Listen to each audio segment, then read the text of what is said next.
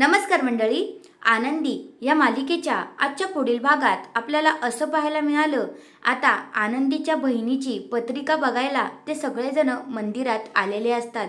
आनंदी मात्र प्रचंड खुश असते, सगळेजण खुश असतात। परंतु आता गुरुजी पत्रिका घ्यायला जाणार तेवढ्यात चंदन सुद्धा आता त्यांच्याकडे खूपच आतुरतेने पाहत असतो आणि चंदननीच सगळा काही हा डाव रचलेला असतो असं मला तरी वाटतंय।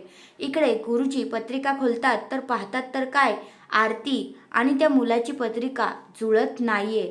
मग आता ते सांगतात की अरे, ह्या मुलाची आणि आरतीची तर पत्रिका जुळतच नाहीये, तुम्ही कुठल्या बेसवर ह्या दोघांचं लग्न करायचं ठरवत आहात? तर असं ऐकल्यानंतर आता सगळ्यांना खूप मोठा धक्काच बसतो।